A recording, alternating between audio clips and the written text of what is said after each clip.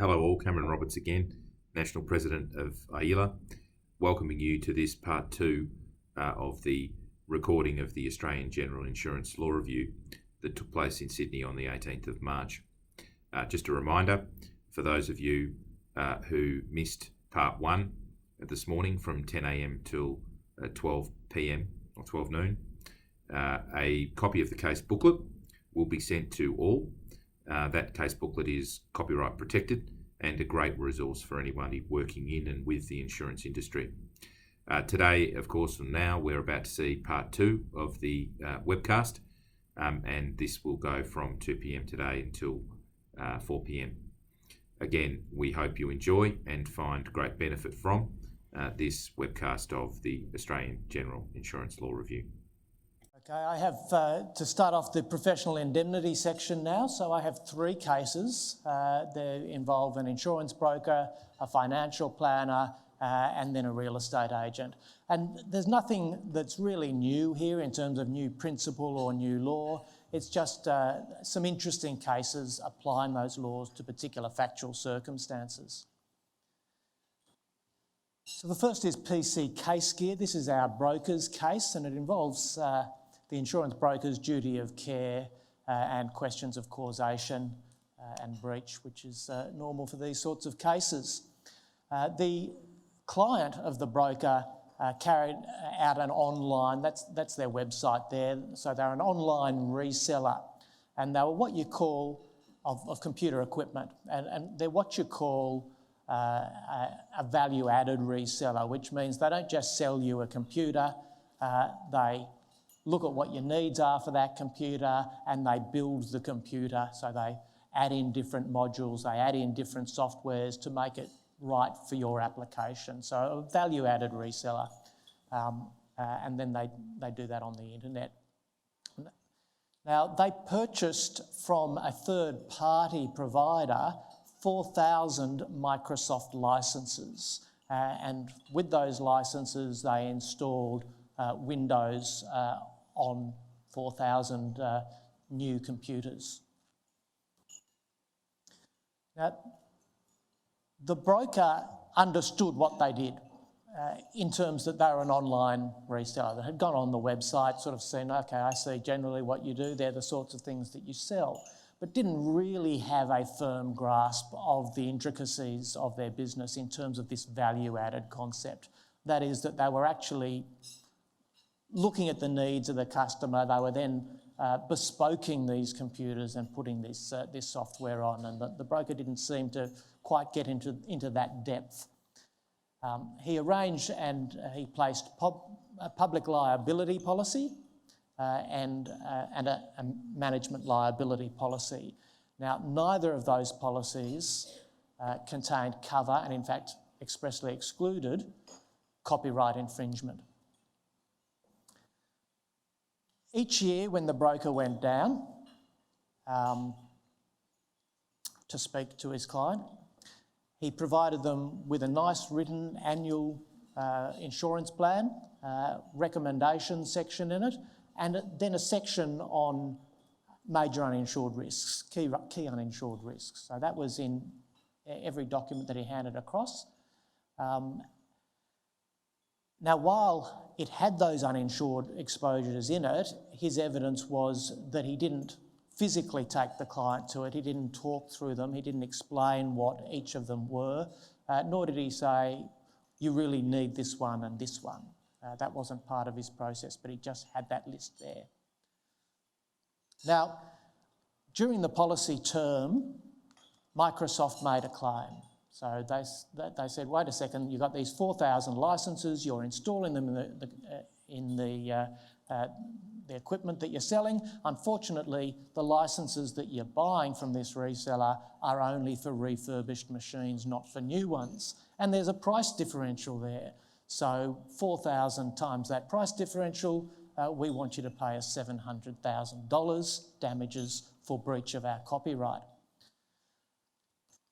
So there was a bit of an argument there, and everyone lawyered up a little bit, and PCCG said, yes, we've breached that technically we've breached it, yes, you've got us, but there is, we do have a defence because you issued certificates and the certificates didn't say that it had these restrictions on them. We got it from a third-party reseller. We had no way of knowing that we couldn't use this on new equipment, and therefore we fall within section 1153 defence if we couldn't have reasonably known that we were infringing. Notwithstanding all of that, after some lawyers' letters back and forward, the insured themselves went down and agreed to a settlement with the lawyers for Microsoft in the amount of $250,000. Now, the management liability policy that they had in fact covered them for the costs of the dispute, but it didn't cover them for the $250,000 settlement. So they sued their broker for not advising them to get copyright insurance. Now, copyright insurance is available in the marketplace, generally available, and there was no dispute between the experts that it could have been provided. Indeed, had they got a professional indemnity policy, it would have been a standard inclusion in that policy, or alternatively, they could have got it endorsed onto the management liability policy. So no question that it was available in the marketplace. So the court first looked at the duty of care. And these are the principles they set out in relation to the duty of care. They're pretty standard, been accepted for some time, that a broker has a duty to ascertain the client's needs by instructions or otherwise, that they have to take reasonable and care to inform themselves of the client's business in order that they can ascertain those needs. If there's a disparity in the understanding of insurance, as there often is when dealing with small businesses, the broker has a heightened duty to ask the questions that are going to be needed to hone in on insured risks or uninsured risks. Then they need to provide risk advice to the client to enable them to make a decision and give informed instructions, and to draw the insured's attention to any onerous or unusual terms or exclusions in the policies. However, an insurance broker, the court held, which is consistent with authority, does not have a duty to hold the client impervious to all possible risks. So what you talked about to the client is governed by the ascertained needs of the business. So in terms of breach, the court held that this broker didn't meet those requirements. It failed to adequately understand the business, which was the starting point from which it could have understood the extent of the copyright risk. It failed to identify that copyright infringement as a risk and failed to discuss it with the client and make options available to the client, and that was the breach in this case. Now, it was quite important here. There were two experts. The expert for the plaintiff said this is a very clear and very significant risk and it should absolutely have been discussed. The expert for the broker said it was a relatively low risk for this business.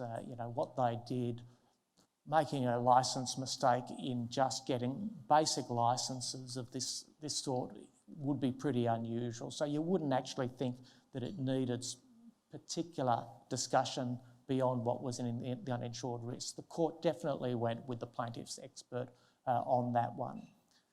Now, it was submitted on behalf of the broker that this business had been in business for 20 years and had never had a copyright risk, and there was no reason to think that there was a high risk in this type of business.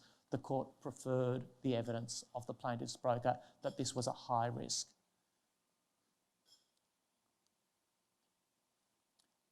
So having found the breach, they moved on to causation. The first argument was around reasonableness of settlement. Very quickly to the point on this one. The main submission was that they hadn't called their solicitors on it, And there's a lot of authority about the importance of causing this, of joining the solicitors. And in this particular case, the court said it's not absolutely necessary in all cases. I think in this case, part of the factual background was that the solicitor wasn't at the settlement conference. The decision was actually made at that settlement conference. But given the advice that had been given, which could clearly be shown on paper, it was a reasonable settlement. So it didn't matter that there was no lawyers called in this particular case, even though in other more complex or different cases, the courts would normally expect that evidence to be led. In terms of reliance, there was the usual response by the broker to say, well, even if I told them about copyright infringement being a risk, they'd operated for 20 years, they'd never had a problem with it. They only used a few types of licence. They were quite comfortable and happy. They had their certificates. They wouldn't have got it. The court again rejected that. And I think in the court's mind, in accepting the evidence of the insured there on reliance, again went back to the expert evidence that this was a large risk. And so found effectively that the broker would have not just had to told them that it exists, but made a positive recommendation and identified it to them as a large risk. And had they done that, then it made sense that the managing director would have obtained this. So the broker went down for $250,000. The next case is a case of a financial planner. The company's called HAP2, and the planner himself was called Mr. Avery. The plaintiff is Ms. Bankier, and we're looking here again at scope of duty, and particularly the duty to warn of material risks and how to go about doing that. So it's quite an instructive case study in that. And it's also a lesson for us lawyers about vulnerable plaintiffs and the results that you might get when taking those ones to court. So Ms. Bankier had sustained serious injuries in a motor vehicle accident at the age of 16. She'd had a court case and come out of that with $2 million as damages to compensate her and allow her to live without financial restrictions, given that she couldn't work full time, so she could only have casual jobs because of her ongoing injuries. And that $2 million had to last her for her whole life. So she went to see a financial planner to get a plan on how she was going to make that last for her whole life, bearing in mind that she could only work casually, and also that she would have medical expenses on an ongoing basis. So she retained Mr. Avery to give that advice, and the advice basically fell into growth of capital and production of income each year. So both of those objectives had to be met. The judge noted she was young and of limited financial experience, and this is partly because of the combination of the injuries, her youth, and the fact that she needed to be looked after for be able to look after herself for her whole life, made her a vulnerable plaintiff in these circumstances. And her lack of knowledge in particular heightened the duty, and we'll see this at a number of times going through the judgment. I hesitate to call her hapless, but she was definitely vulnerable.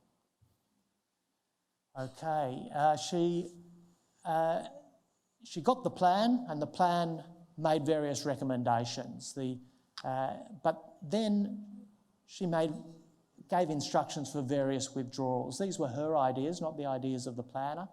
Firstly, to purchase an investment property in Palm Beach, and secondly, to start a photography business, including leasing a gallery.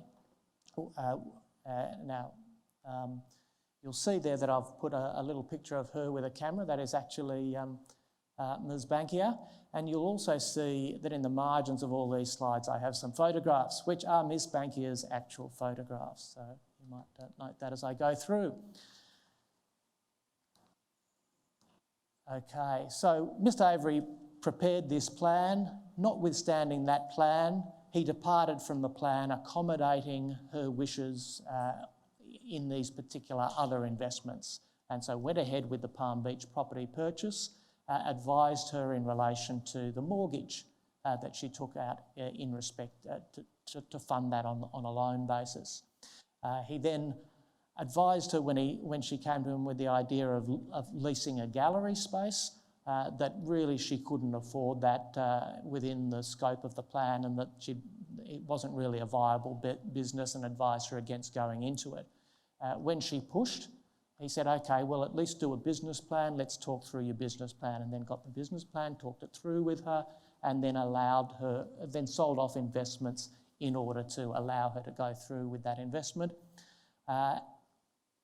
All of these things that he oversaw led to a diminution in her investments from about $1.6 million down to about $700,000, and imperilled her ability to live off the income from the investment after that. At first instance, the court said that Mr. Avery had a duty to warn about the fact that her capital would be imperilled, and that the damage award was given for a reason, and she would need to be able to live off that, and the consequences of the instructions that she was giving would be that she would be unable to support herself in the future if things didn't go right. And that decision was then appealed to the Court of Appeal, which is the decision that we're looking at. And the Court of Appeal upheld that well and truly. And in particular, the thing that's interesting there is this duty to give advice in relation to material risks has to be very clear indeed. So you really need to not only identify the risk, you need to be very plain about the risk, need to explain the consequences that the risk would lead to in detail, and also in terms of how strong your warning needs to be, you've got to reflect the seriousness of the risk, particularly when dealing with someone who's vulnerable. And although warnings were given along the way by this financial planner, recommendations not to go into certain investments, never really nailed that warning with the right degree of power. Now you can see why in defence, the defence ran it, because there were some reasonably strong warnings in there, but just not strong enough given how vulnerable this plaintiff was, and therefore the warnings needed to be far more specific and far stronger. And identified as this risk, the accumulation of drawings by Ms. Bank that she was requesting might result in depletion of her capital sum, such that she would no longer be able to support herself, and it would endanger her preservation of capital. That needed to be unambiguous terms because of the extent of the risk. Instead, Mr. Avery went along with the Palm Beach investment, although he wasn't a great fan of it. He did go along with her borrowing for that, where it would have been a better strategy had he recommended that she used her capital to purchase that and use that as an investment, rather than depleting her income by using up her income by having to pay back the loan. In terms of the photography business, it wasn't enough that he'd just recommended her against it and said it wasn't viable, because he then embraced it. Once she said she wanted to go ahead, he worked on the business plan with her and didn't give this firm warning that not only is this not viable, but it's imperiling your future. He was really the guardian of that future in the eyes of the court because of her vulnerabilities. Again, there was a causation argument in relation to the photography business. Didn't matter what he said, she was going to go ahead with it because she was passionate about it. That was rejected, and it was said if he'd given enough of a stronger warning, she wouldn't have gone ahead with it. So this really just stands for these difficult cases with a vulnerable client, where you need to be very, very strong in how you give that warning, and very pointed and generalised warnings in standard statements of advice just aren't going to cut it when you're dealing with a vulnerable potential plaintiff. Okay, I'll just finish off this part just with a little slideshow of some of those photos that was in the side. These are all Miss Bankia's photos. So she definitely had some talent.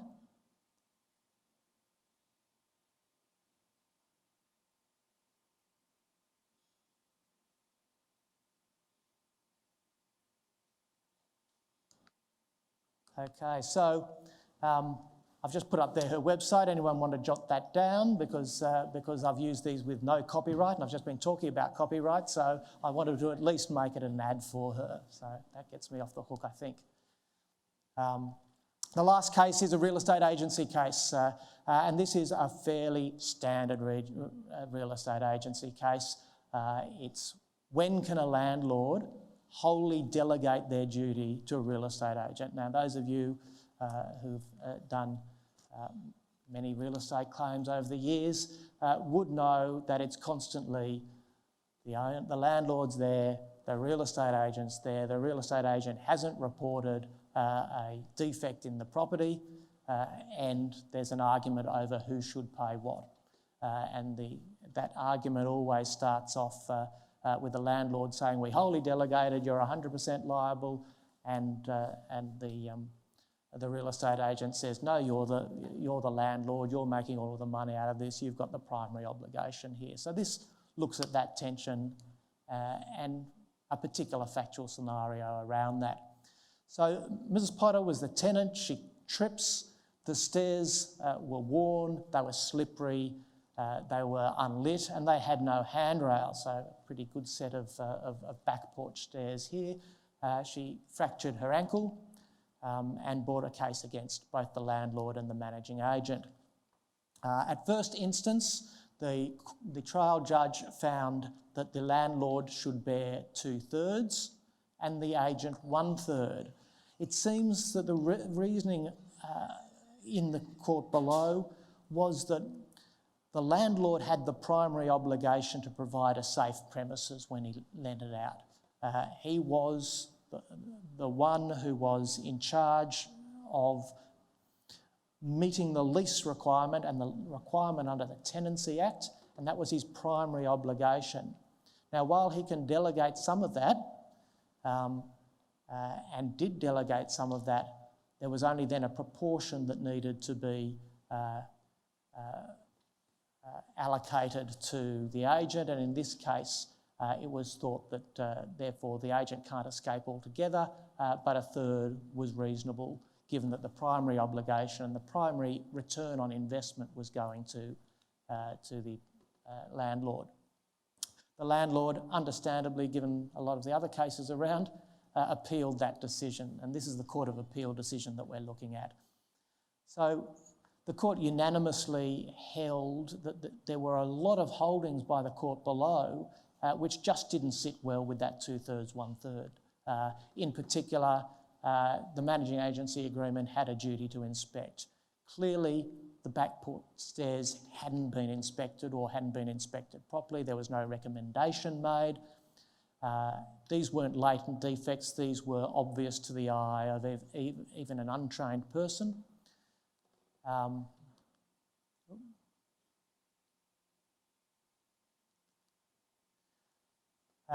The risk was significant. The injury could be potentially significant, being stairs, and the agent's conduct was causative of the loss. It was held that had they reported the loss, the landlord would definitely have given them instructions to repair it. The repair costs would have been about $400 and something. So the court held in those that a landlord is capable of wholly delegating. So we start with the position that they're capable of wholly delegating it. And the question is, did Mr. Young? And the answer was yes. Mr. Young had wholly delegated in this case because qualified agent was being employed, an REIV member. The landlord in this case was an absentee landlord. They'd bought the property when they were overseas. They then moved back to Australia into a different state, and they'd actually never been to the building themselves. So they were wholly dependent upon this agent. Mr. Young never had contact with any of the tenants that he'd ever had through this period, and neither had he ever inspected the property. The management agreement was plain in its terms. It delegated appropriately the right things that needed to be done. In fact, reports were prepared and provided back, and they failed to identify the risk. So in all of those circumstances, Mr. Young had the ability to wholly delegate and had done it effectively and in a professional way. So as a result of that, the agent, on appeal, the agent was 100% liable. I hesitate to say, if you look at the things that led to that, clearly the number one was we're talking about an absentee landlord. One can't expect this to be the case if you're dealing with a landlord who's been to the premises, knows the premises, ought to have picked it up themselves. But if you're talking with a real absentee landlord, then certainly full delegation is possible. That's the end of my session.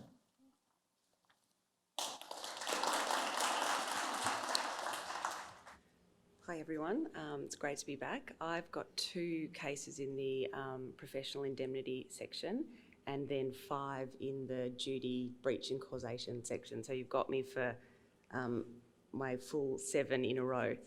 The first one is a solicitor's professional negligence claim. It's the matter of Laprini and Hale. Kevin Laprini and Dr. Alan Laprini were brothers, and their father died in 2005, and his estate was left to Dr. Laprini with no provision for Kevin.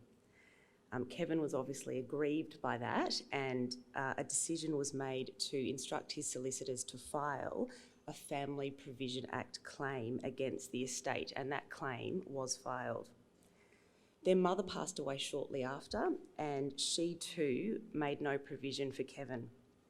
And similarly, Kevin instructed his solicitors to file an FPA claim, but before that claim was filed, a mediation took place for both the litigated and the non-litigated matter.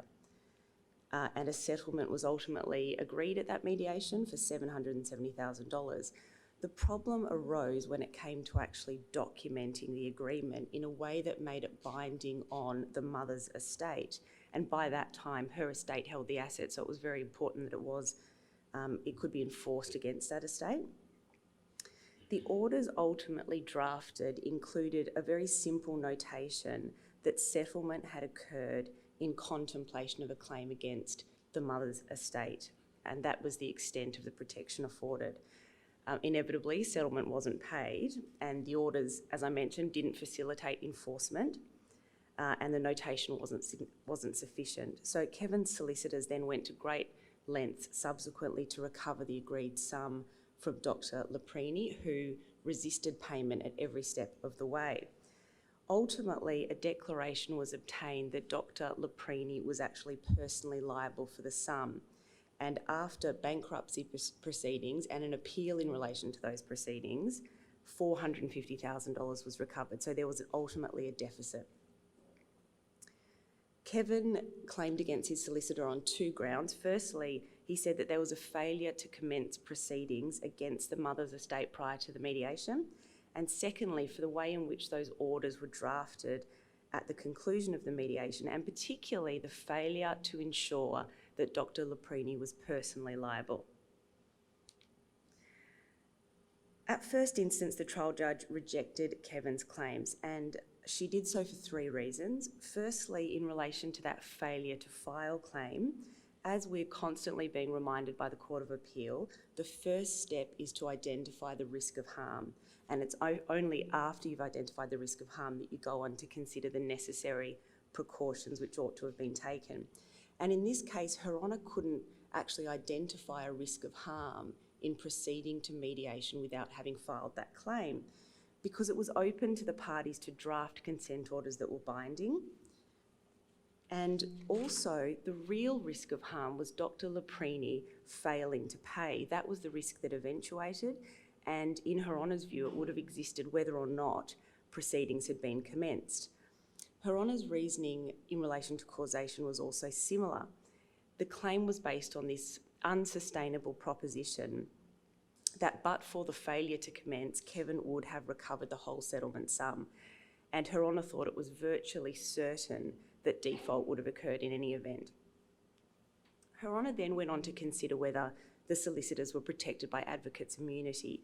Mindful of the High Court's decision in Atwells, did the acts complained of have that required connection with the conduct of the case, such as to affect its outcome by judicial decision? Well, Her Honour concluded in relation to that failure to file claim, no, there wasn't that required connection, but there was sufficient connection with the preparation of the orders. Why was that? Well, in a FPA claim, the registrar was actually required to turn an independent mind to the orders sought and exercise a discretion. And it was on that basis that there was a connection with the outcome and the judicial decision, and the immunity applied. On appeal, the orders made at first instance were upheld, so Kevin was unsuccessful, and there was some divergence between the Court of Appeal judges, and I won't take you through the nuances, save to say that it was agreed by all that advocates' immunity did apply as it concerned that drafting of the orders aspect of the claim for the reasons that had been articulated at first instance. And the second point I wanted to raise was that Her Honour Justice McCallum agreed with the conclusions of the trial judge in relation to the difficulties identifying the risk of harm. And Her Honour elaborated a little and emphasised that while some retrospectivity is permitted when formulating the risk, that risk has to have existed at the time. And in Her Honour's view, Kevin's articulation of the risk was just overly informed by hindsight and what had actually ultimately transpired.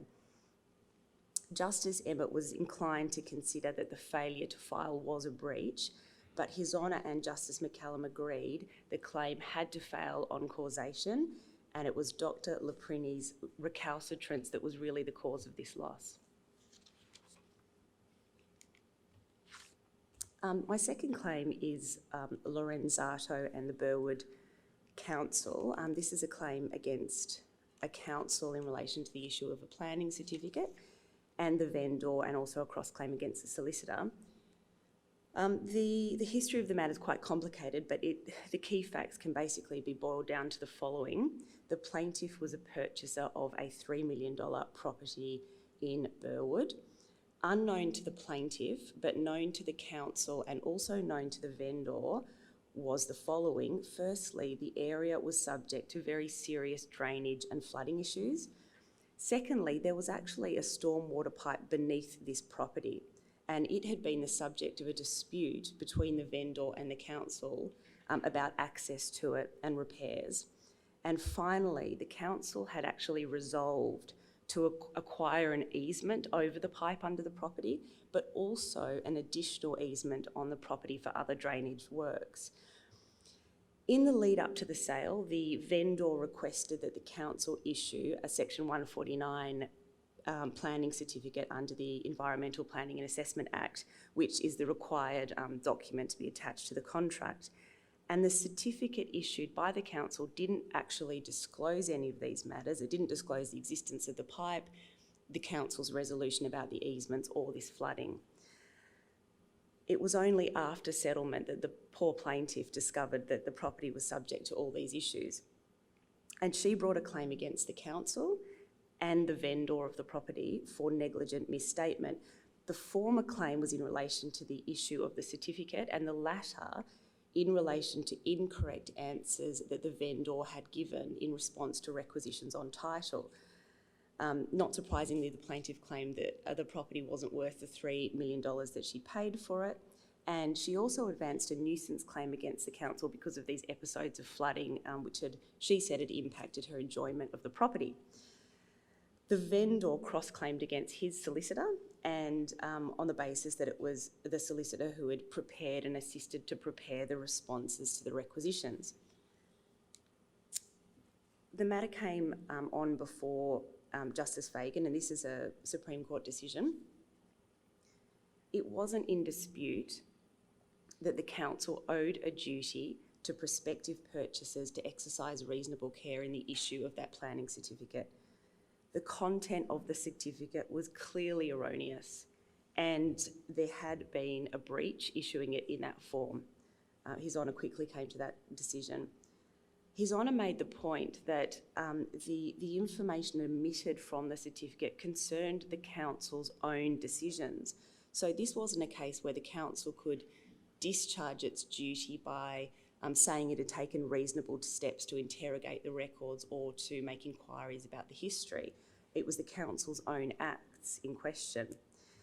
The council also relied on a Civil Liability Act defence under section 43A of the Act, and that defence provides an exclusion for liability for public authorities exercising special statutory powers. His Honour didn't accept that that defence applied and concluded that in issuing the certificate, this wasn't it was the performance of an obligation. The council was obliged to issue the certificate. That defence only assists where there's been a deliberate exercise of a power or a decision to refrain from exercising the power. This was an obligation and it didn't assist the council in this case.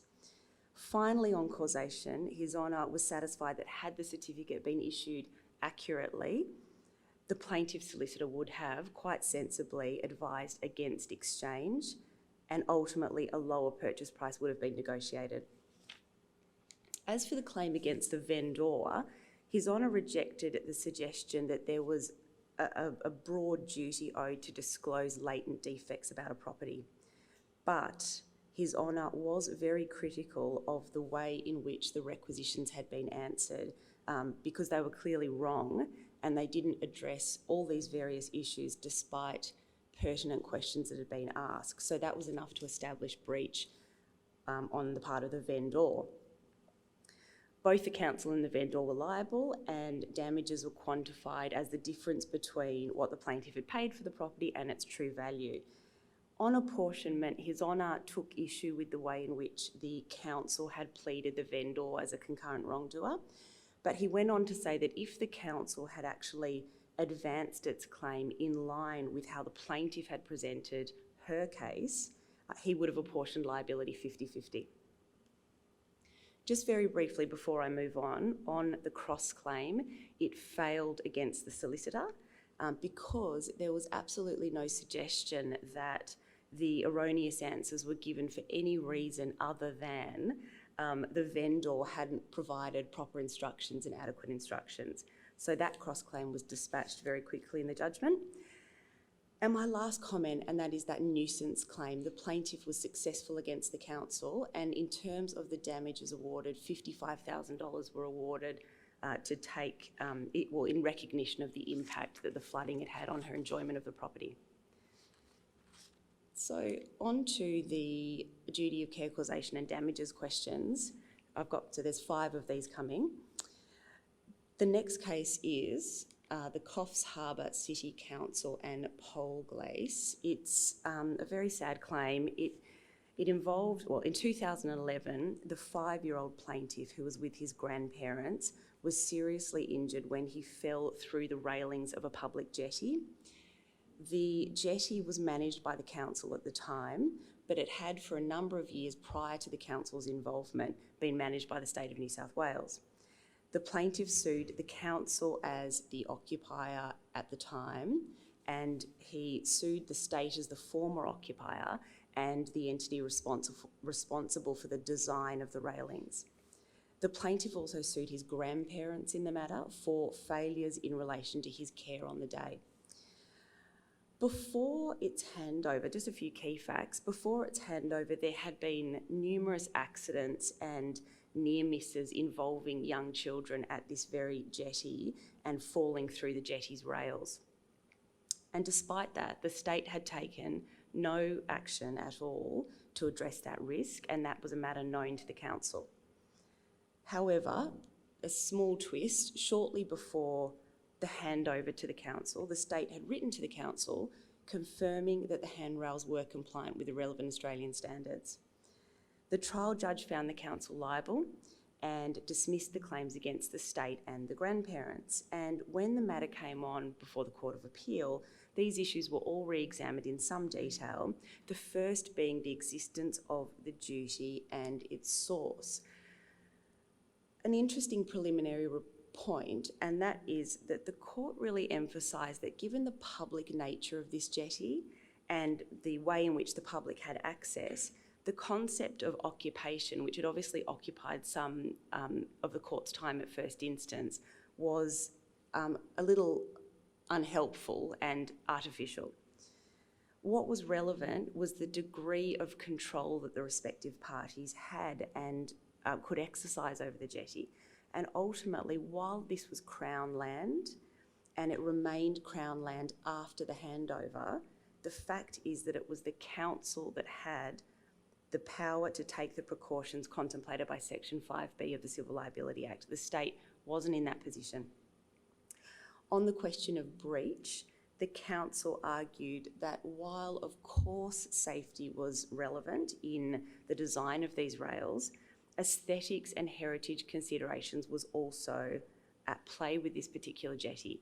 And on the question of breach, the court agreed that absolute safety wasn't the standard required, but this was a known risk, and heritage considerations wouldn't preclude installing small additional wire strands as a precaution, which wasn't very onerous, and the court ultimately concluded that that was a precaution that ought to have been taken by council, which would have led to the accident not occurring. Just one point in relation to standards that was raised in the judgment. It was no answer in the Court of Appeal's view that the railings were compliant with the Australian standards at the time of handover, because standards change from time to time and they inform but they don't dictate the standard of reasonable care.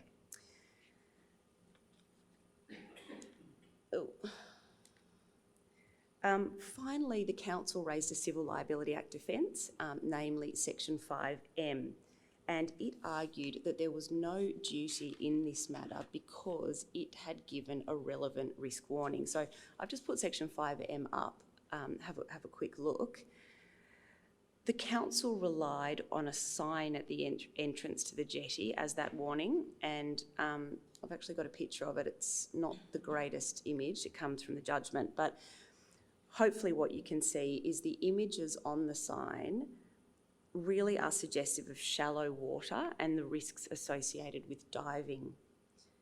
The council, there are some words at the bottom of the sign which are difficult to make out, but what they say is, use of this facility may be hazardous, please be careful. And the council relied on those words as being more generic and enough to encapsulate this particular risk that materialised.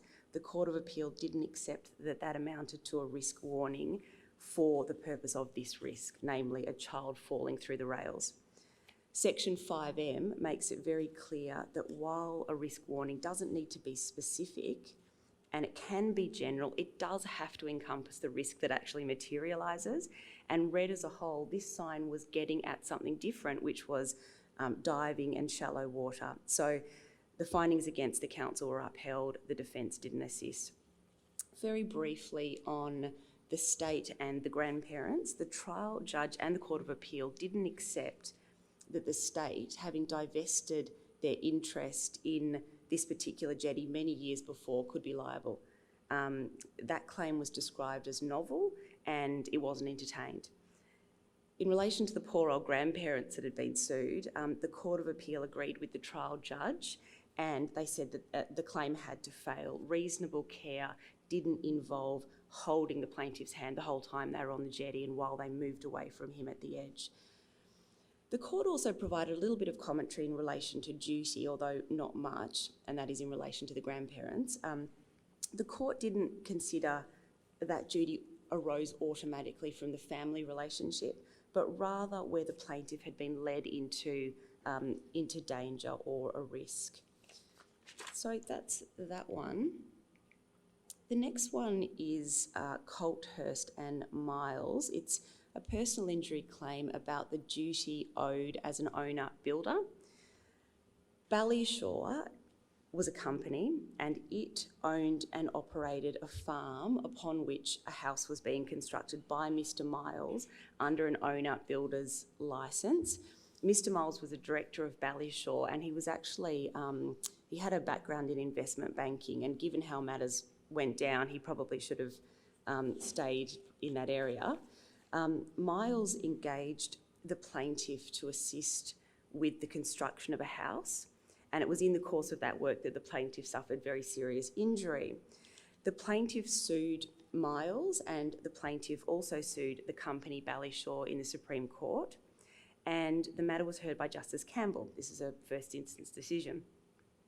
In terms of the relevant factual background, just briefly and relevantly for the comments I'm going to make, the plaintiff and another contractor were assisting to secure a beam to 2 upright steel columns.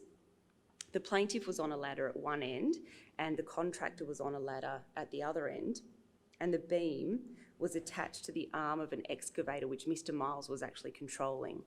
So the beam went into place quite smoothly at the contractor's end, but when it came to the plaintiff's end, things went seriously awry.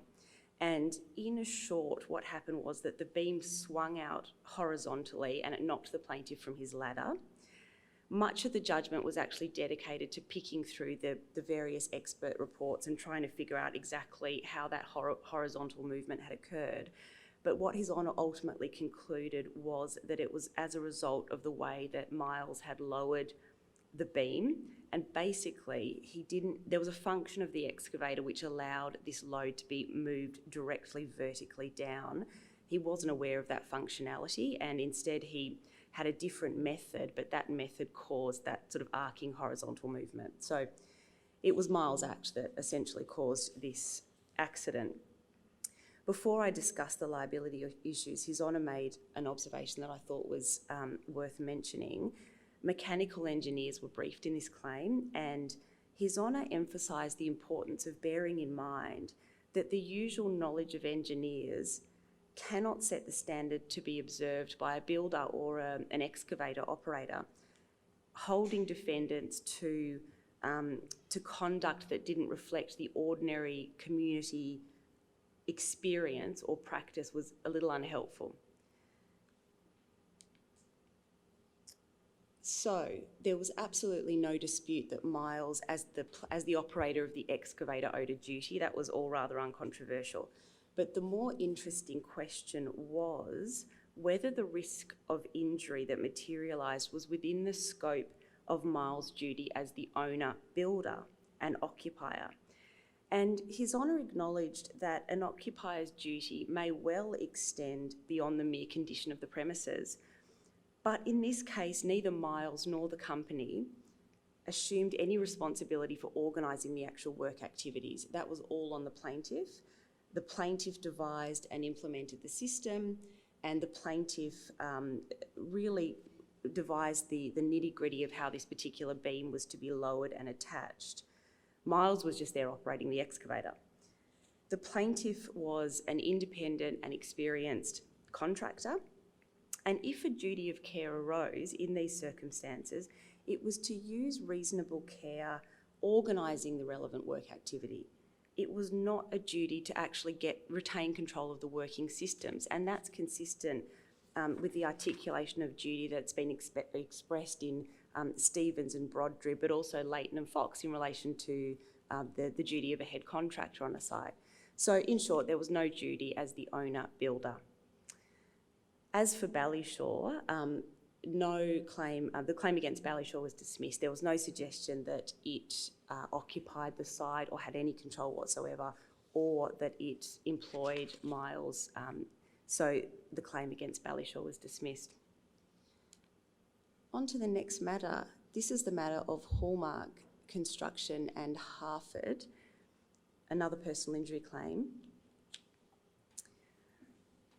The plaintiff attended a construction site in Homebush to make a delivery to Copeland Building, and he stopped his truck in the area where Copeland was working. The plaintiff was directed by a site supervisor, Mr. Isaiah, to unload near his truck, and in the course of giving that direction, he didn't give any warnings about the area, which was relevant for reasons I'll get to in a second. But one preliminary point, and that was that Mr. Isaiah was employed by A&M, and A&M was a subcontractor to Copeland.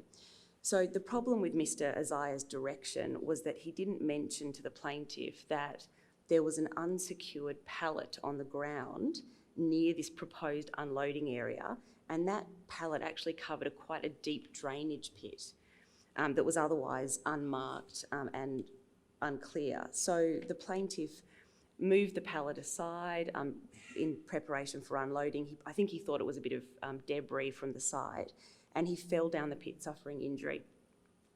The plaintiff sued the head contractor Hallmark, and Hallmark in turn issued some cross-claims, firstly against Copeland, secondly against Harford. That company employed the plaintiff, but the plaintiff was a director of the company. It was his company, basically. And in addition to that, A&M's insurers were also joined, A&M employing Mr. Isaiah, but by the time of these proceedings, A&M had gone under, so the insurers were in it direct. Judgment was given for the plaintiff against the head contractor Hallmark, and Hallmark was successful on the cross-claim, but only against Copeland. So as between those two, liability was split 50-50. The judgment's quite lengthy, and I'm just going to focus on two issues for today's purposes. The first issue is the liability of the plaintiff's own company, Harford, and this is something that comes up quite often, so it's quite a useful judgment.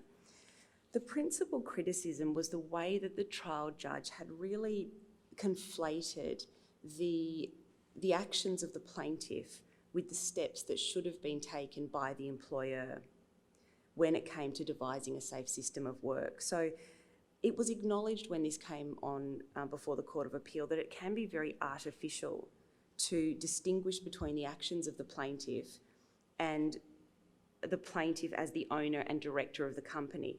But it was a necessary exercise and it was required, and the approach adopted by the trial judge, which was far less rigorous, for want of a better word, was problematic. What you need to do is actually stand back and ask what a reasonable employer would do in the circumstances.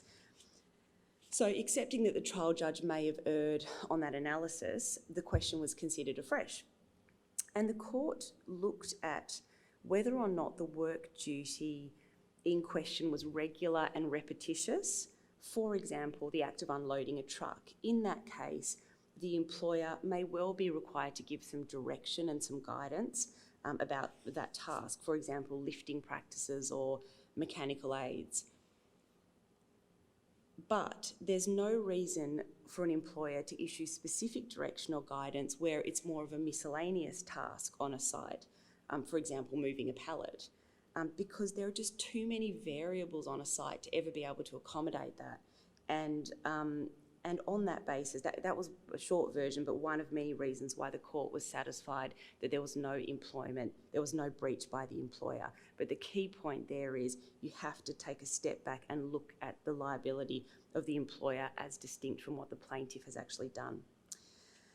On to Copeland.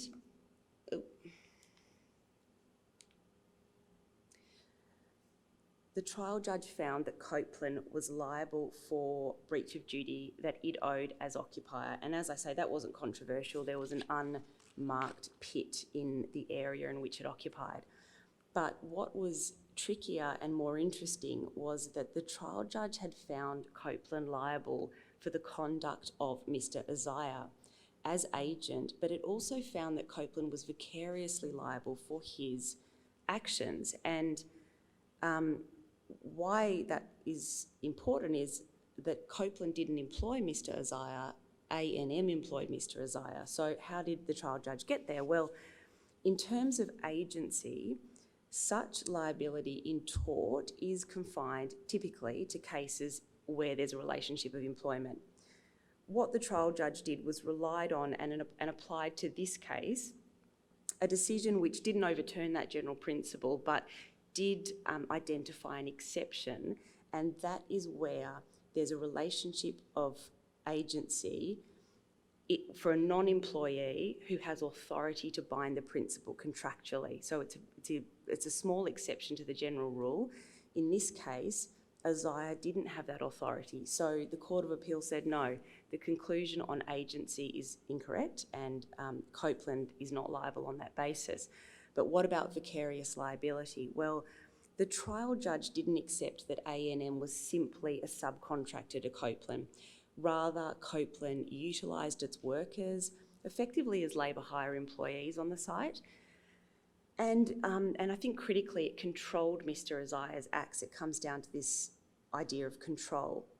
And on that basis, the trial judge found that Copeland was liable for the acts of this non-employee vicariously. The Court of Appeal acknowledged the general rule that an employer is usually vicariously liable for the negligence of its employees, but it said you have to put all the labels aside and the real question is the degree of control. And in this matter, Mr Isaiah was part of Copeland's workforce. Under its control, Copeland had conferred authority on him to act for it on the site in a variety of ways. And one element that was also clearly significant was the fact that there was no relationship between Mr Isaiah and A&M other than that contract of employment. That was basically it. So because of the degree of control, Copeland was vicariously liable for the acts of Mr Isaiah, notwithstanding that he was not its employee. And there being no capacity to recognise dual vicarious liability in Australia, A&M was off the hook. Because of that degree of control, it was vicariously liable, A&M wasn't. The finding on apportionment also changed. So at first instance, it was 50-50 head contract to Copeland. That was adjusted on appeal to 25-75, the lion's share landing with Copeland. The next decision I'm talking about is Gray and Coles Supermarkets. It's a claim, it's a personal injury claim, but the interesting aspect of the claim concerns the claim for a contractual indemnity from a labour hire provider. Briefly on the facts, in 2015, the plaintiff injured his back when he lifted a box in the course of his duties as a picker and packer at a Coles distribution centre. He was employed by Chandler McLeod Group and was on labour hire with Coles at the time. The plaintiff sued Coles and Coles in turn sued Chandler for breach of contract and the contractual indemnity. At first instance, the trial judge found for Coles and Coles' cross-claim was dismissed. And in terms of the trial judge's findings, I'm just going to paraphrase them briefly because I've just been given the signal by Angus. But firstly, the trial judge said that the lifting technique employed by the plaintiff was appropriate. And what was really important, and the point I want to make here, is that the court reiterated that the plaintiff has the onus of proving the alleged precautions, and he hadn't done that. It's not good enough to posit that certain things should have happened. You actually need evidence of what was required and also, critically, the burden of implementing any alternative system. And that includes, the number of workers required, the risks associated with it. A defendant isn't required to do something which might have the effect of just substituting another risk which potentially was greater. On to Coles' appeal, just fast-tracking this one.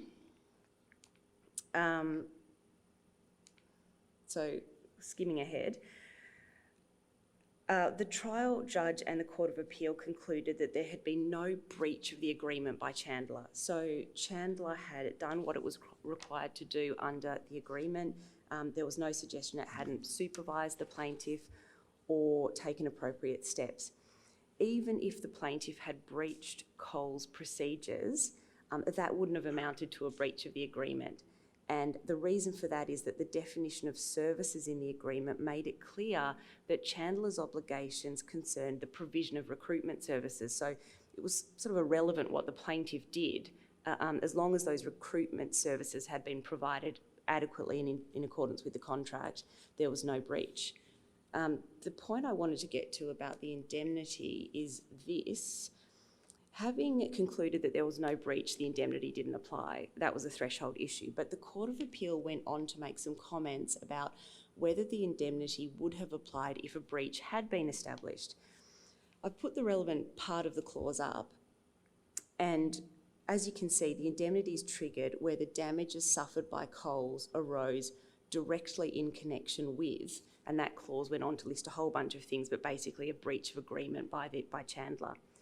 And one would think that if a breach had been established by Chandler, that the indemnity would have kicked in. But the Court of Appeal said no, and the reason for that was that the loss to Coles had not been suffered directly in connection with the breach. The court said that the loss arose from the plaintiff bringing the claim for damages. So a very tight reading, in my view, of that indemnity clause on one view, but something to keep an eye out for. And this is my final case. It's the matter of Nori and the Australian Capital Territory. It's a medical negligence claim, a wrongful birth claim, essentially. The plaintiffs sued the ACT following the birth of their severely disabled daughter, Saba, and Saba was one of two non-identical twins, and she had a serious birth defect with lifelong consequences. Her twin did not suffer from that condition. Saba's parents, the plaintiffs in the matter, were not informed of the issue or any potential issue prior to the birth. And the plaintiffs argued that had they been informed, they would have arranged a selective termination of the pregnancy. In other words, terminated Saba but left the other twin. And as a result, the costs of Saba's care would have been avoided. Relevantly, the trial judge determined that, firstly, while Saba's condition couldn't conclusively be diagnosed before birth, there was a strong suspicion of its presence.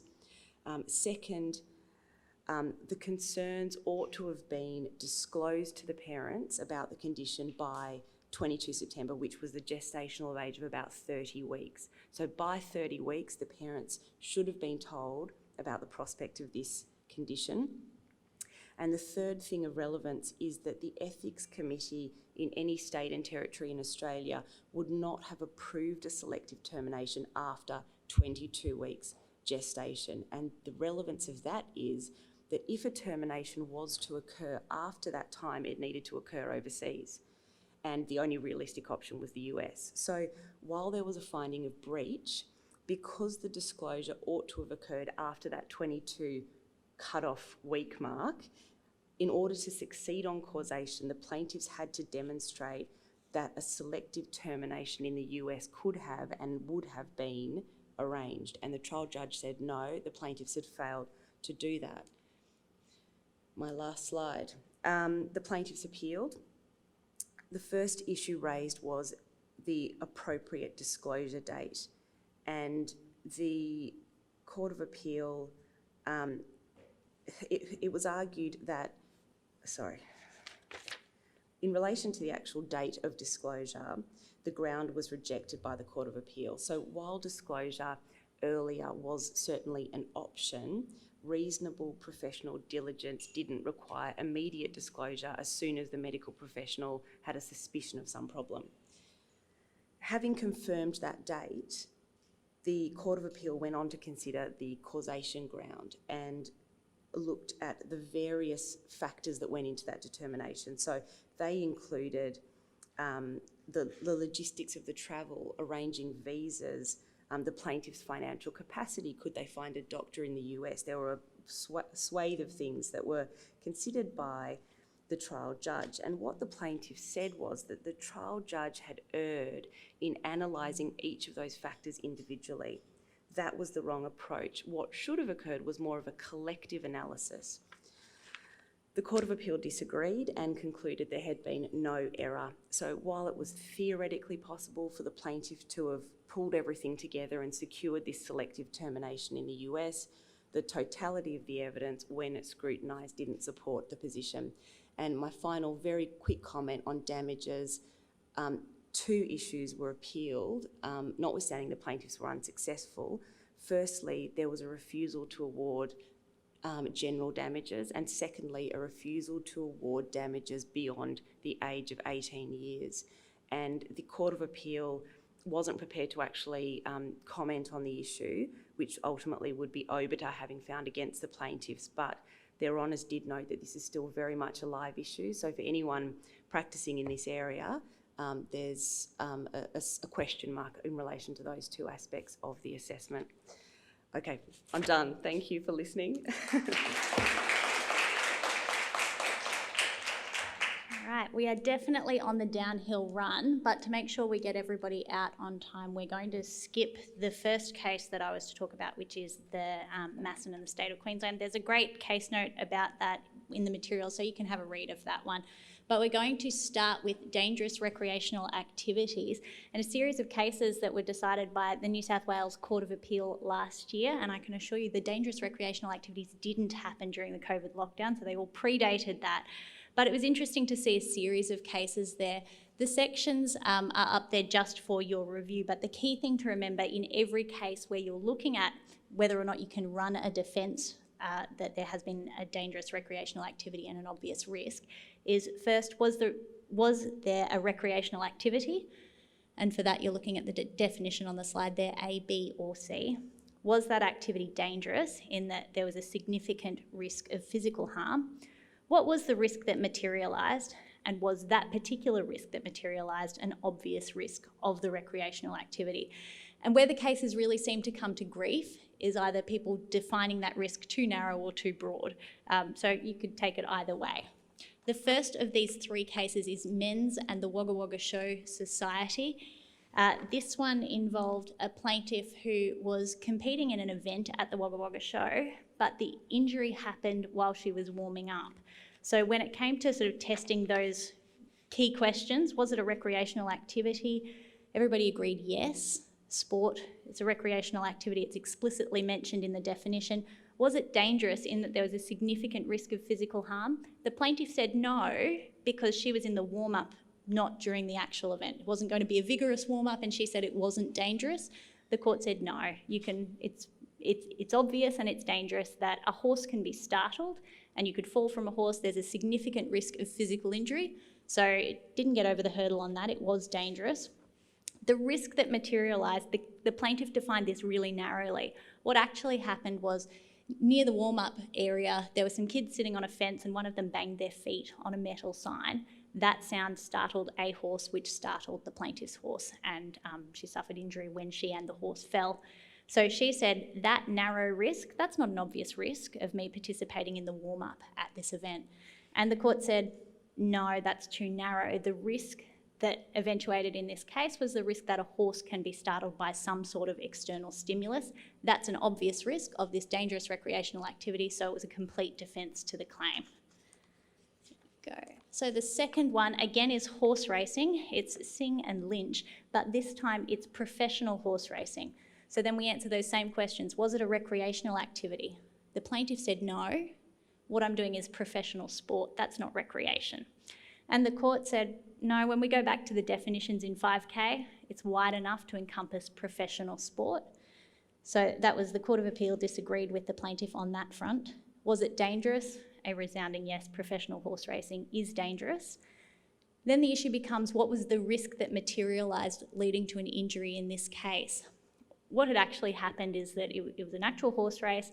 The plaintiff was riding a horse as you do, trying to win as you do, as was every other rider in the case. And one of the riders, the defendant in this matter, rode particularly aggressively, pushed his horse into another horse, which pushed into another horse, and the plaintiff ended up being injured in the process. So what the plaintiff said in terms of the risk that materialised was that this other rider would ride so aggressively. In terms of, in the jockey world, there can be disciplinary proceedings. There were disciplinary proceedings around this. This jockey had ridden recklessly. But what the evidence said is, in horse racing across a year, hundreds of jockeys ride recklessly and they participate in disciplinary proceedings. So the majority in the Court of Appeal said that is an obvious risk of this dangerous recreational activity, and that's the risk that materialised in this case. The dissenting judgment said, we don't quite agree. What happened here is that the defendant was riding in a grossly negligent way, and that's not an obvious risk. So there was differing views on that. The majority were pretty quick to clarify and say, just because someone gets injured in a professional horse race doesn't mean that this defence will always apply. There can be circumstances where the risk that materialises isn't obvious, but this case wasn't one of them. So again, it was a complete defence. And then our last case in the dangerous recreational activity sphere relates to greyhound racing, not the racing itself, but the activation of a catching pen gate. Do we have any greyhound enthusiasts in the room? No? Okay, well, I'll explain the gate to you. I read it from the judgment and I couldn't quite picture it, but the gate is 7.5 metres wide, 1.2 metres high. It's open during the race, so the greyhounds are chasing a lure, which is a metal bar with a piece of fluff on it to make it look like a bunny tail, and it goes at 70 k's an hour around the track. And the dogs just chase it. So as long as the lure keeps going, the dogs keep running. You need to have a gate there to stop the dogs at the end of the race. So at this particular racetrack, the gate's operated manually. And the person who operates the gate has to wait for everyone to do a lap. The lure goes through the gate, the dogs go through the gate gets shut, the lure stops, the dogs stop running. They're effectively in a pen at that point. What happened on this occasion is that the plaintiff stepped in for somebody else to operate the gate for a few races, and he was watching the dogs go through. Most of the pack came through together, but there was one dog that had fallen over and was coming a bit behind the others. And so his attention was drawn to this slow dog, and the others all went through after the lure, and he was watching this other dog standing completely in the line of the lure, hadn't shut the gate, and the lure clipped him in the leg and he suffered a significant injury. If we go back then to our questions, was this a recreational activity? The parties agreed that the activity was the operation of the catching pen gate. And the plaintiff said, I'm not doing a recreational activity. Yes, I'm here at the racetrack, but I'm not doing a recreational activity. I'm operating a gate. The court went back to our 5K definition and said the third limb there, subsection C, says a recreational activity is one that's done at a place where people ordinarily engage in any pursuit or activity for enjoyment, relaxation or leisure. And it happened at the greyhound track where people are engaging in an activity for recreational leisure. So the plaintiff said, that's a bit steep. You could see how wide that could go. If somebody gets injured in a national park, for example, if a firefighter gets injured in a national park, that's a place where people ordinarily go for engaging in activities of leisure. Surely that's not what the legislature meant. And the court said, well, maybe not, but that's what they wrote. And so that's how it's to be applied in this case. I think we'll probably see a few people stretching that one and seeing how far it can go in the future. But in this case, the court said, yes, it's a recreational activity. Is it dangerous? If a person can get picked up by a metal bar travelling at 70 k's an hour, that's enough to be dangerous. And what was the risk that materialised? Well, you could get hit if you stand where the lure is going, and that's exactly what happened. So the court said this one was, again, an obvious risk of a dangerous recreational activity that materialised, and the defendants were entitled to rely on a complete defence to the claim. So moving on from dangerous recreational activities to a couple of cases that involve very sensitive content relating to allegations of sexual abuse and assault. This first one involves a plaintiff who was a uni student at the ANU, and she was living at a college, one of the residential colleges. The Student Association had organised a pub crawl, and it's exactly what you can probably remember or imagine it would have been like. The drinking started with pre-drinks in the college, then it moved on to the campus pub. There were advertising material about the event, talked about how many drinks you had to have on every level of the pub. And then after the pub, they were moving on to another venue called Mooseheads. The evidence that came out was that the plaintiff was there to have a good time and she was drinking. She didn't have a clear recollection of the evening. She could remember bits and pieces of the evening. So she knew they'd started at the college. She remembered that she'd been at the bar. There was talk that at some point a night porter from the college directed the students to leave. They were very intoxicated at that point, so they were sent on to go to the next venue. This plaintiff remembered being at the third venue, so she remembered being at Mooseheads, didn't remember getting home. But the next day she woke up and she was in her bed and she was wearing the same clothes she'd worn the previous day, but her jeans were unbuttoned and her underwear was pulled down inside her jeans. She had no recollection of anything happening. 10 days later, though, one of her friends said, "I've just heard from a male student at the college that he's been bragging about sleeping with you at the pub crawl, and he says it happened in the alleyway outside the third venue." And she had no recollection and she was really upset about it. And she and this friend decided to confront the young man and they got a recording. Did it happen? And he said, "Yes. I feel really bad about it though." So with that, she made a complaint to the college. She went to the head of college and also to some other staff members and wanted to see some action, wanted to see them investigate, asked them to look into what had happened. The head of college decided that he would conduct the investigation, even though the procedures were that somebody else was to do it. The head of college appointed himself as the support person for the male student that was involved and went and inquired with the male student what had happened. The male student denied it, said none of that happened, and the college continued to sort of investigate, but ultimately the plaintiff was following up with the college saying, "What's happening? I'm still seeing him around. I haven't heard anything from you." The evidence goes to a pretty horrendous meeting that the plaintiff had with the head of college, where she left with the impression that they don't believe me and there's no support for me here. So, with all of that, the plaintiff suffered a psychiatric injury and she sued the college. She also sued the student association, but that claim was settled. The claim against the college alleged breaches for allowing the event to happen, for directing the students to leave when they were clearly intoxicated, and in the way that it had handled her complaint. So, moving on to the findings. The court said the overconsumption of alcohol was definitely the focus of this event, but there wasn't a breach on behalf of the college for allowing this event to occur. In relation to what was foreseeable, the court said the risk of sexual assault being perpetrated on an intoxicated young woman was foreseeable and not insignificant. The consequence of that is that precautions ought to be taken. In terms of the allegation that the college was negligent by appointing a night porter to direct the students to leave, the court found that that was a breach of duty. Importantly, in that, the night porter wasn't called to give evidence, so there was a Jones and Dunkel inference made there that he had nothing helpful to say. So the evidence then found that the college, via the night porter, knew that students were intoxicated and knew that they were likely to become further intoxicated and more vulnerable if they left the premises. So the college then, on that finding, was in a place of knowing that there were vulnerable students going out and having made already the finding that there was a risk of sexual assault. The court found there really needed to be some precaution taken by the college, and the precaution that the court said would have been appropriate was to not direct the students to leave. The court also found that the duty of care extends to the way in which the college handled the complaint.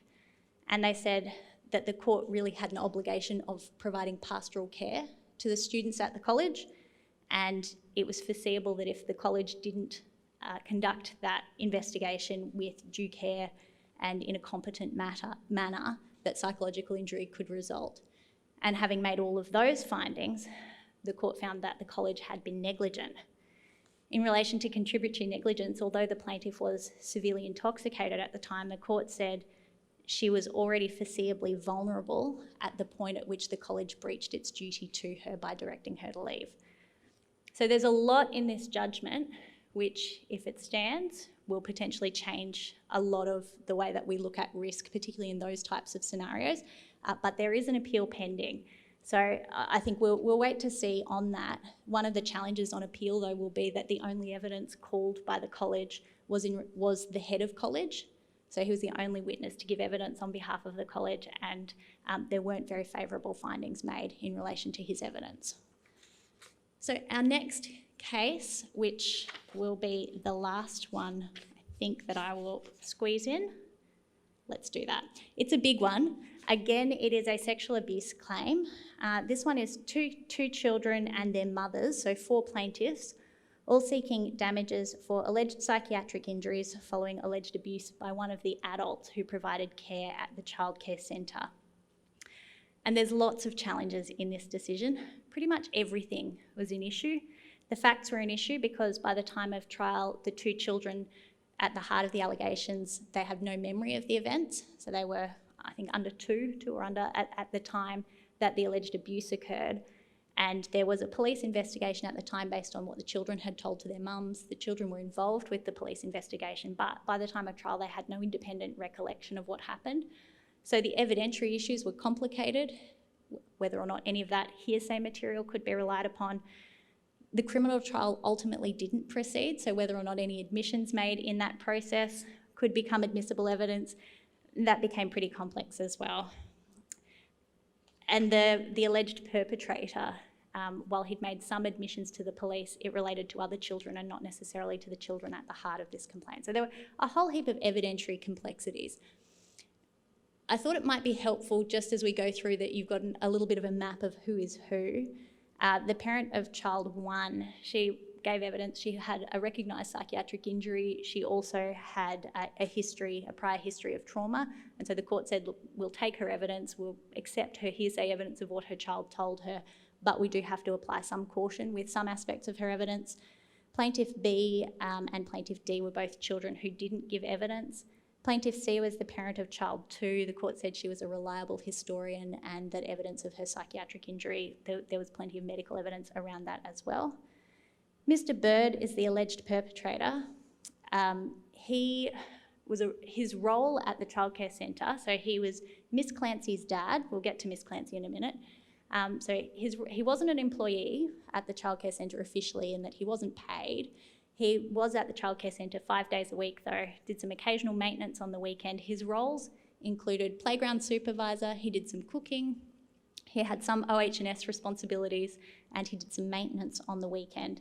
He was a 1% shareholder in the corporate entity that ran the centre, and in terms of his interactions with the children, his daughter told him to play a grandfatherly role, be affectionate towards the children. The second defendant was Little Pigeon, which was the corporate entity that operated the childcare centre, and Miss Clancy was the 99% shareholder in that. She was Mr. Bird's daughter, and she was found to be the deciding mind of Little Pigeon. Now, in relation to the evidence of Mr. Bird and of Miss Clancy, the court said they had to both be treated with caution. In the case of Mr. Bird, they said considerable portions of his evidence were not given honestly, and so they couldn't really take into account what he was saying. And in respect of Miss Clancy, they said that her evidence couldn't always be accepted. Some of it needed to be approached with caution. So evidence was murky, but the issues of fact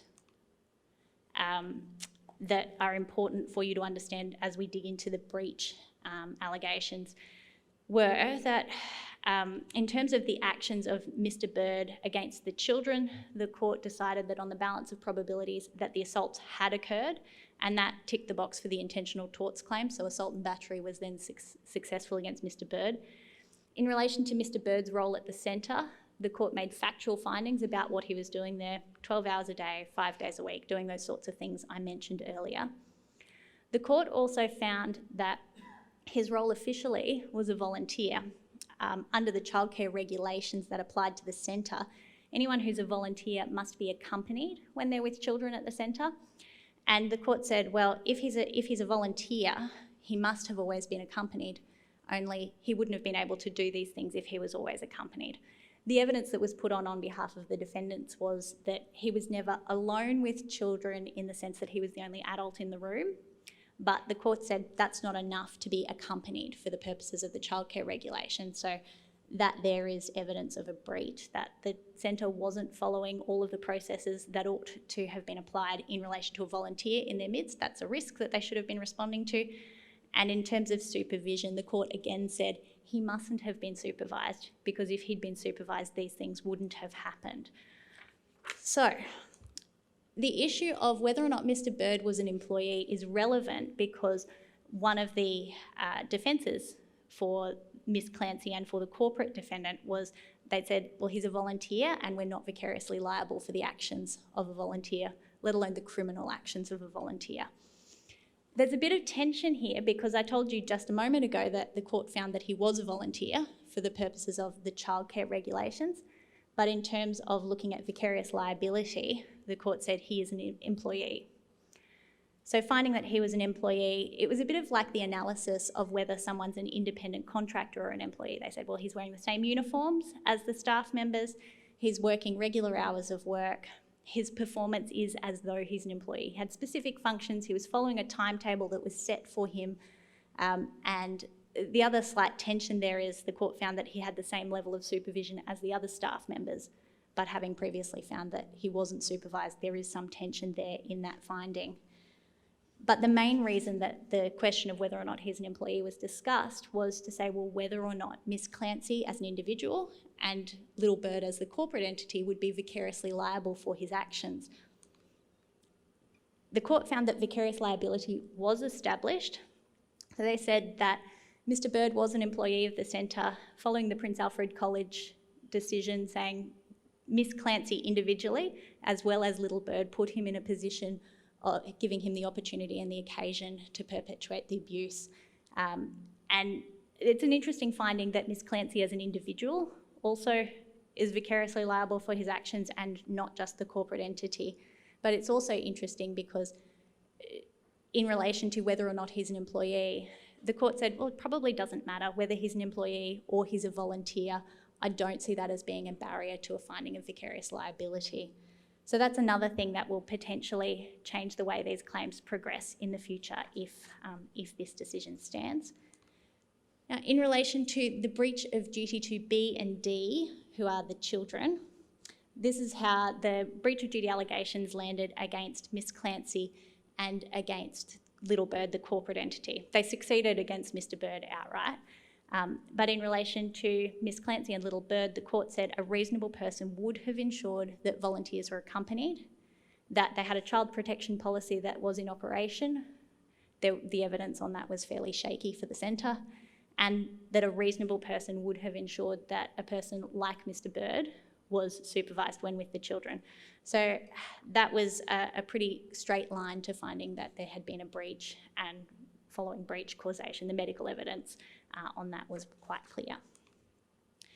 Plaintiffs A and C were the mothers of the children, and their claims, of course, are in relation to pure psychiatric harm. And the medical evidence really was key to this.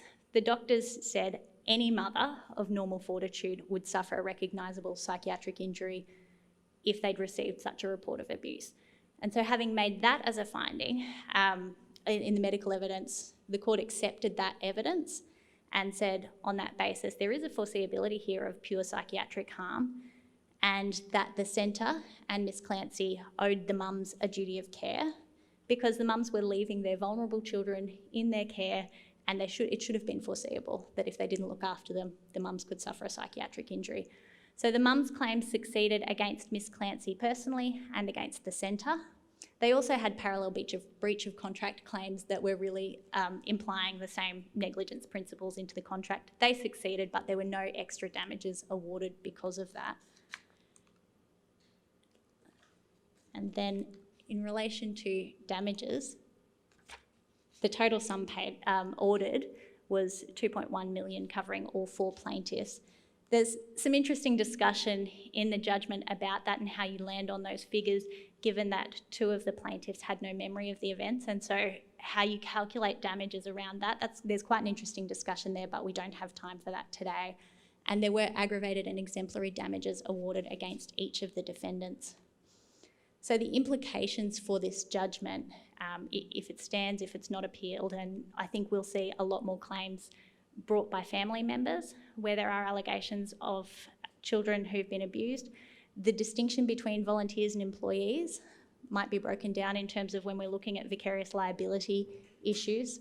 I think the liability of individuals and corporate defendants is going to be particularly interesting to see moving forward if this decision is further applied. And I think damages in similar matters, we're seeing that across Australia. There is certainly the upwards trend in these types of claims.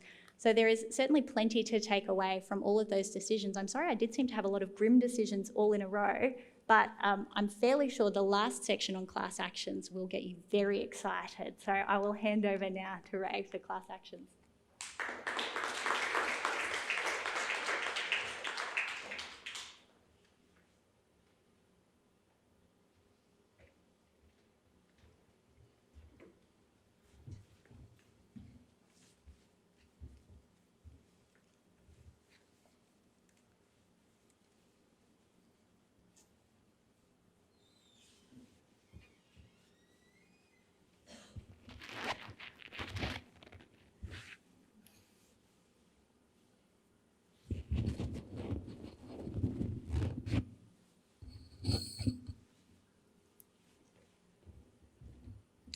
I think I'll just stay here and I'll try and keep this very quick. I've just got 2 quick points to make in relation to class actions.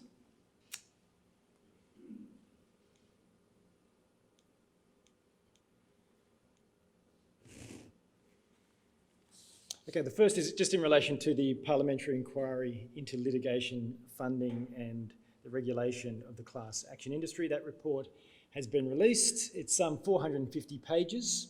So I could talk about it for a long time, but you'll be pleased to know I'll be very quick. I might just skate over some of the key recommendations that have been made. And only one of these has actually been implemented yet. So at this stage, it's still sort of a thought bubble.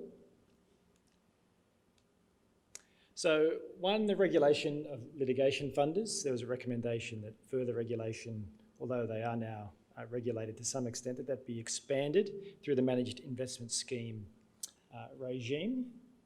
The ban on contingency fees, I think people might be a little disappointed that stopped short of actually saying that they should continue to be banned. They're allowed in Victoria, but they said that it should be a sort of cautious approach to allowing contingency fees going forward. So we'll see what happens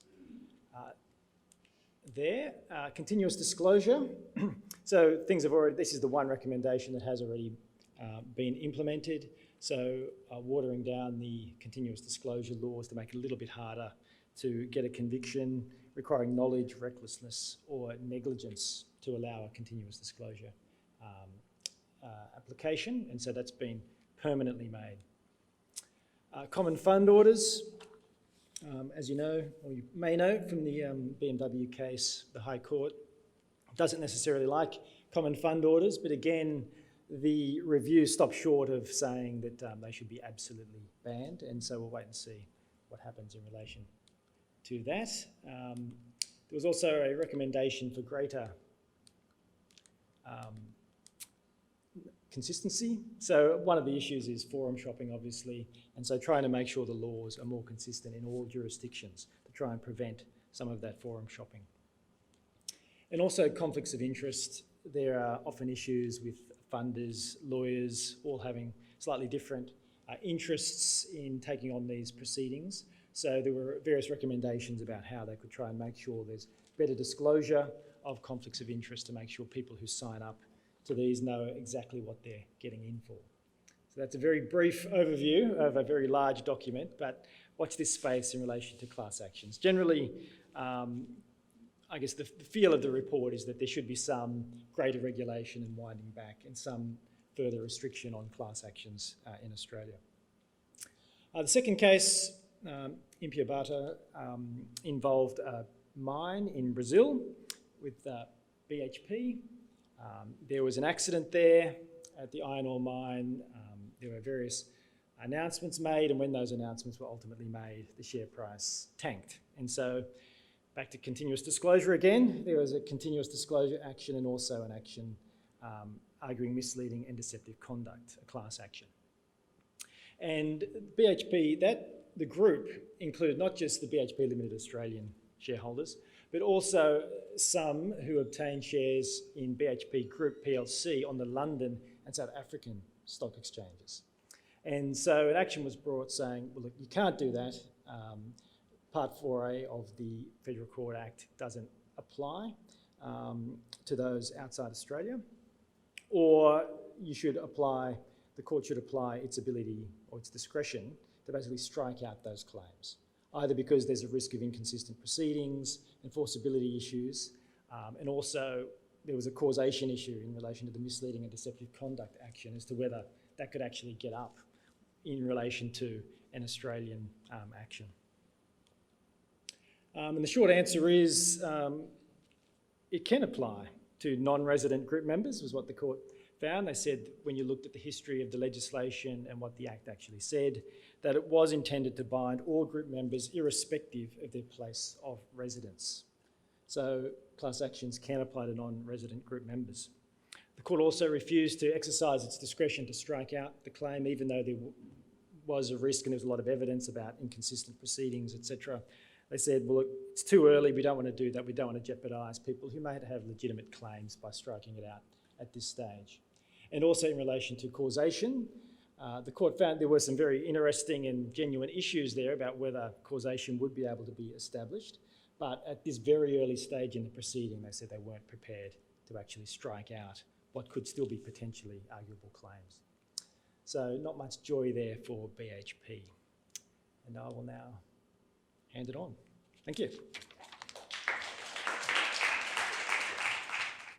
Okay, so for those that don't know me, Angus Kench, I did fail to introduce myself at the start, which is something I always do. I'm the Vice President of Claims, Workers' Comp, Casualty and Crisis Management at Liberty. I've been there 6 years, but before that I was in the loss adjusting world, and before that I was in other worlds. So my comments today, and I've got Mother Liberty up there, she always warns me that this is nothing on behalf of Liberty, so everybody be assured that this is not Liberty's views. These are my views, pulled together over some years of experience. What I wanted to go through today was just briefly where the industry is, what's going on, and what may happen or what may unfold in the next few years. It is a time of, well, it's really a perfect storm for those in the insurance game at the moment. There is a lot going on, and there's a lot in the pipeline, and it's very challenging times for us, not only because of COVID, but because of some other developments. The first thing I did want to mention was, so those cases today, I was doing a short tally while I was sitting over there listening. What insurers really look for is certainty. So if there are cases which are decided which go outside the realm of certainty, then that makes underwriters a bit wobbly-kneed, and they've got to revisit pricing and wording and those types of considerations. I rated it about 80 to 20 today, so about 80% of those cases, hindsight's a wonderful thing, were reasonably certain. They didn't push the envelope too far. They kind of were steering down the road that underwriters would generally think the world was heading and case law was heading. There were a couple there, and there are certainly some cases undecided. Liberty involved in some of those. So still a bit of uncertainty out there. And apart from that case law uncertainty, there's just general economic uncertainty and uncertainty from environmental impacts, which I'll come to in a minute. I'll race through these slides because we don't have that much time. So just in terms of pricing generally, and I can rip through these pretty quickly, you'll just see this is not an Australian phenomenon, this is a global phenomenon about pricing. You'll see there that pricing's been on the rise, since, where are we? Q4 2017, very small. Really the big impacts happened since 2019 and through, and really certainly more markedly in the most recent quarters. It's really been quite a dynamic uplift. In fact, if I ask underwriters at Liberty 2 years ago, I said, did anybody predict this? Nobody really did, to the extent that it's come through. Pricing by region, you'll see that there are certain regions that are flying ahead faster than others. So the Pacific region is actually one of the global leaders in terms of rate increase at the moment, and there's a few drivers to that. Asia is much lower, and then of course, the UK is also significantly, or facing significant price or rate increases, and then the US as well. So it's a bit patchy, but price rises everywhere. Again, in terms of my Asian responsibilities, no one really would have predicted that price or that rate increase a year ago, to be honest. Into the Pacific, you'll see this is a segment approach. So the top segment, which my eyes can't tell me what that is, and I can't read my slides, but if I put my glasses on, that's the property at the top, 31% is the most recent, casualty 15, and FinPro or financial lines 51. So everyone knows, everyone in the room will know about the FinPro. The surprises in some of that is the extent of rate in the latter part of the casualty curve there, and certainly property. I thought that was a bit of a surprise too. So that's what's going on with price. Profitability. So I actually look back at a presentation I gave about 3 or 4 years ago, and we were looking at profitability at that stage. So those in the room that know what a core is, it's basically a ratio that insurers look at, and it's around profitability. So you've got your top line gross written premium, and then you've got your expenses, and then you've got your profit. And if you use the ratio, you'll get your core. Any core at 100 or more than 100 means you are not making a single cent in every dollar that you get in the door. And you will see that back in 2016, there were very few product lines that were making a reasonable profit. So most of them were above 100% core operating ratios. In some areas they were, but certainly it wasn't a great picture. Move forward to 2020, and I think one of my Affinity colleagues is in the room, or friends is in the room, or was. I stole this from their most recent slides. You can see the numbers there. They're just not getting target core operating ratios. So we still have a fundamental mispricing in the industry, and these, of course, don't take on board the impacts from COVID claims. So I would imagine that we will expect to see rate continue for some time. Who knows how long or how many years? It won't be years. I'll come to that in a second.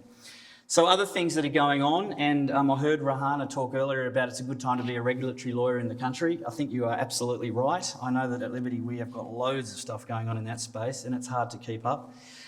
So there are a lot of wording reviews going on.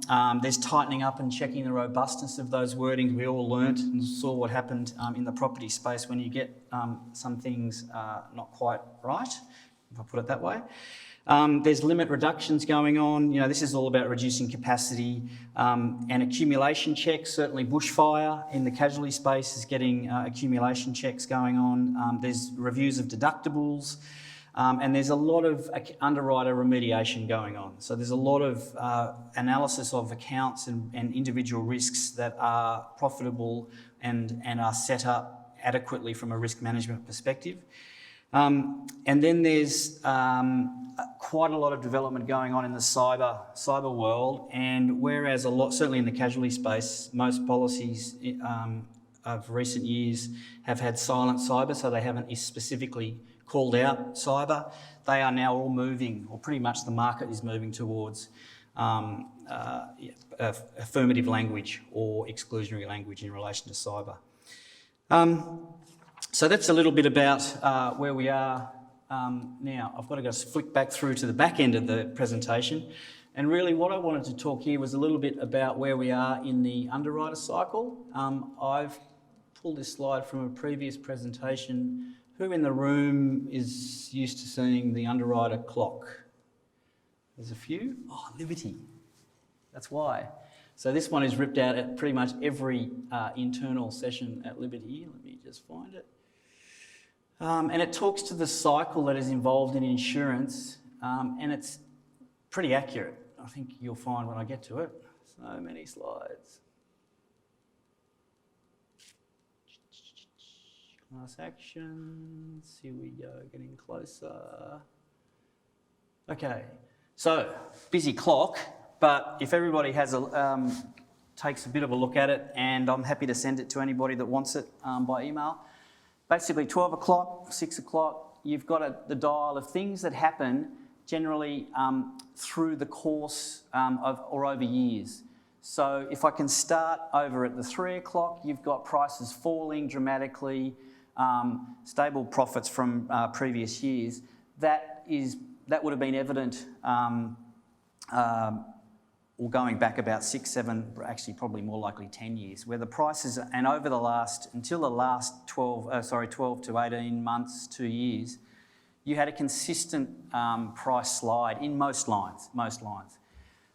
There's your price slides. The results are starting to get terrible. You saw those core operating ratios looking pretty bad.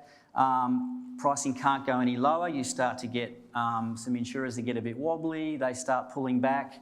Then you start getting some threatening letters from rating agencies. And then there are certain combined events that occur that lead to insurers increasing rate or prices. You'll see that we're probably, well, depending on the line again, we're somewhere between the 9 and the 12. So capacity becomes expensive. That's what we're seeing at the moment. It's also shrinking or reducing. You'll start to then see, for those that manage to survive the cycle, the companies or insurers start to flourish. I'm not sure that we're ever in the euphoric stage. That might be a bit of an overstatement. And then, of course, we'll slide back into prices dropping again. So, you know, obviously insurance is no different to anything else. It's supply and demand. Some of the things, though, that we're agitating or thinking about at the moment is this point in time, I talked about it being a bit of a perfect storm. There are a number of things that we haven't quite seen at the same time in the cycle previously. So we've got very low interest rates, and that's unlikely to change for a couple of years, if not longer. Very low interest rate environment. We had those historical poor returns, and also insurers unable to pull from reserves to prop up current results. And then there are these environmental drivers, as I call them, that we really haven't seen to the extent that we're seeing them these days. So that's the catastrophes, the climate change issues that are coming through, the extent of bushfires, wildfires, tsunami storms, cyclones. So they're seemingly more regular. I think the stats would back that up. They're more intense and they're more unpredictable. And so all of that gives underwriters, a reason to pause and to think more deeply about how they can sustain profitability. On top of that, you've also got the man-made drivers. So you've got industrialisation, where obviously storm events go through places that previously there was no industrialisation. There is now. Social inflation, whilst massive in the States and not so big here, there's a bit of a pendulum swing, we think, in some of those, in some awards, and certainly in the public's view of making people responsible or holding people to account. And that's coming through in a number of the things that you're seeing out there at the moment. You've got cyber, you've got the regulatory interventions coming in. Some of those interventions required, some might be overreach. So it's a very challenging time. Now, looking at that's a bit of a historical graph. I haven't updated it, but it shows you that usually these underwriting cycles, the hard market does not last very long. So they're the shaded areas, 75 to 78. They're a little bit out of whack on this presentation. Something might have happened with the formatting, but anyway, you'll get the point.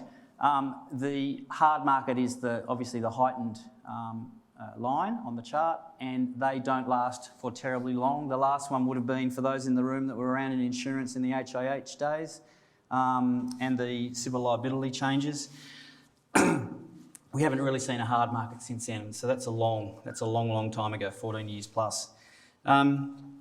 So where does that lead us all at the moment? You've also seen some debate from ASIC and the report from the Australian Small Business and Family Enterprise Ombudsman. That's a mouthful. Looking into affordability and just what are we going to do with the rate and the coverage that is occurring. And interesting to see the commentary from ASIC that a root and branch or a focus on the underlying causes is required. And this has been spoken about for donkey's years, ever since I've been in the game.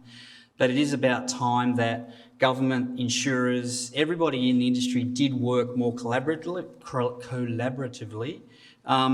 to work through some of these issues that are becoming much, much larger and much more difficult to manage. You only have to look at COVID from that example. So that's just a really quick fly through on where we're at the industry. I had lots more to say, but you'll all be starving.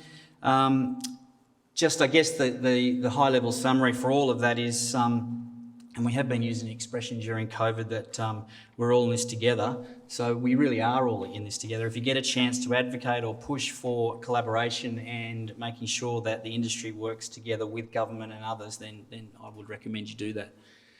So that's a very quick fly through on industry. As you see, the slide decks are enormous. So to Rahana, Katie, Ray, Sibylla and Andrew, you might just stand up so we can all give you a bit of a clap and thank you for you getting through things on time.